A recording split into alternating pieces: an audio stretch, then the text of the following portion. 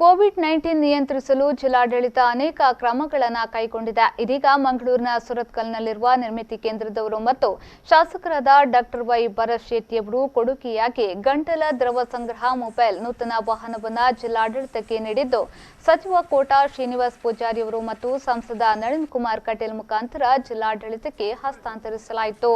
ಜಿಲ್ಲಾಡಳಿತಕ್ಕೆ ಹಸ್ತಾಂತರಿಸಿದ ಬಳಿಕ ಜಿಲ್ಲಾ ಉಸ್ತುವಾರಿ ಸಚಿವರಾದ ಕೋಟಾ ಶ್ರೀನಿವಾಸ್ ಪೂಜಾರಿ ಅವರು ಮಾತನಾಡಿ, ಗಂಟಲ ದ್ರವ ವಾಹನ ನಿರ್ಮಿತಿ ಕೇಂದ್ರದವರು ಮತ್ತು ಶಾಸಕ ಭರತ್ ಶೆಟ್ಟಿಯವರು ಜಿಲ್ಲಾಡಳಿತಕ್ಕೆ ನೀಡಿದ್ದಾರೆ. ಈ ಎರಡು ವಾಹನ ಜಿಲ್ಲೆಯಾದ್ಯಂತ ಸಂಚರಿಸಿ ಗಂಟಲ ದ್ರವ ಪರೀಕ್ಷೆ ಮಾಡಲಿದೆ ಎಂದು ತಿಳಿಸಿದರು. ದಕ್ಷಿಣ ಕನ್ನಡ ಜಿಲ್ಲಾಡಳಿತದ ವತಿಯಿಂದ ಸಂಚಾರಿ ಗಂಟಲದ ದ್ರವ ಪರೀಕ್ಷಾ ಕೇಂದ್ರ ಕೊರೋನಾದ ಬಗ್ಗೆ ಇವತ್ತು ಅಧಿಕೃತವಾಗಿ ಬಿಡುಗಡೆ ಮಾಡಿದ್ದೇವೆ. ಇದನ್ನು ನಿರ್ಮಿತಿ ಕೇಂದ್ರದ ಮೂಲಕ ರಚನೆ ಮಾಡಲಾಗಿದೆ. ಮತ್ತೊಂದು ನಮ್ಮ ಮೊನ್ನೆ ಶಾಸಕರಾದ ಡಾಕ್ಟರ್ ಭರತ್ ಶೆಟ್ಟರು ತಮ್ಮದೇ ಆದಂಥ ಸ್ವಂತ ಖರ್ಚಿನಲ್ಲಿ ಒಂದು ಕೋವಿಡ್-19 ಪರೀಕ್ಷಾ ಕೇಂದ್ರವನ್ನು ಸಂಚಾರಿ ಘಟಕವನ್ನು ಪ್ರಾರಂಭ ಮಾಡಿ ಇವತ್ತು ಅಧಿಕೃತವಾಗಿ ಬಿಡುಗಡೆ ಮಾಡ್ತಾ ಇದ್ದೇವೆ. ಜಿಲ್ಲೆಯಾದ್ಯಂತ ಎರಡು ವಾಹನಗಳು ತಿರುಗಾಟ ಮಾಡ್ತೇವೆ.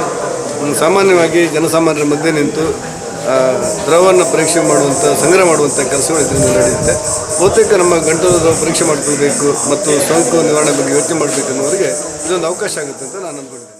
ಅನಂತರ ಮಾತನಾಡಿದ ಶಾಸಕ ಡಾಕ್ಟರ್ ವೈ ಭರತ್ ಶೆಟ್ಟಿಯವರು, ಮುಂದಿನ ದಿನಗಳಲ್ಲಿ ಈ ಸ್ಯಾಂಪಲ್ ಕಲೆಕ್ಷನ್ ಯೂನಿಟ್ ಜಿಲ್ಲೆಯ ವಿವಿಧ ಭಾಗಗಳಿಗೆ ತೆರಳಿ ಗಂಟಲ ದ್ರವ ಸಂಗ್ರಹ ಮಾಡಲಿದೆ.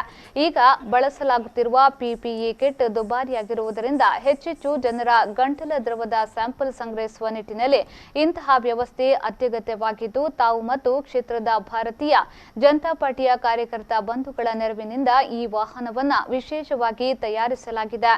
ಈ ವಾಹನದಲ್ಲಿ ಉತ್ತಮ ವ್ಯವಸ್ಥೆ ಇದ್ದು, ಗಂಟಲ ದ್ರವ ಸಂಗ್ರಹಕ್ಕೆ ಅನುಕೂಲವಾಗುವಂತೆ ವಾಹನವನ್ನು ಸಿದ್ಧಗೊಳಿಸಲಾಗಿದೆ. ಇದರಲ್ಲಿ ಸಂಪೂರ್ಣ ಉಚಿತವಾಗಿ ಸಂಪೂರ್ಣ ಸುರಕ್ಷತೆಯೊಂದಿಗೆ ಗಂಟಲ ದ್ರವ ಸಂಗ್ರಹ ನಡೆಸಲಾಗುವುದು ಎಂದರು.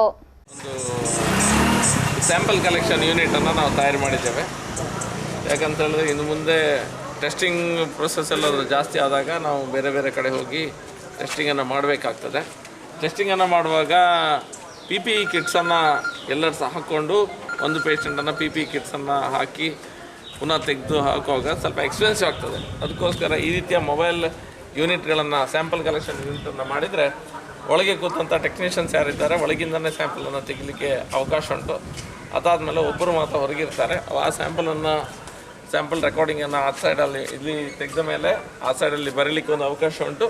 ಮತ್ತು ಹಿಂದಿನ ಒಂದು ಸಣ್ಣ ಓಪನಿಂಗ್ ಉಂಟು, ಅಲ್ಲಿಂದ ಐಸ್ ಬಾಕ್ಸ್ ಅಲ್ಲಿರ್ತದೆ, ಐಸ್ ಬಾಕ್ಸಲ್ಲಿ ಹಾಕ್ಲಿಕ್ಕೆ ಅವಕಾಶ ಉಂಟು. ಒಳಗೆ ಎಕ್ಸಾಸ್ಟು, ಫ್ಯಾನು, ಲೈಟು ಎಲ್ಲ ವ್ಯವಸ್ಥೆ ಒಳಗೆ ಯಾರು ಕೂಡ್ತಾರೆ ಅವರಿಗೆ ಅದನ್ನು ವ್ಯವಸ್ಥೆಯನ್ನು ನೀರಿನ ವ್ಯವಸ್ಥೆ ಸಹ ಒಳಗೆ ಮಾಡಿದ್ದೇವೆ.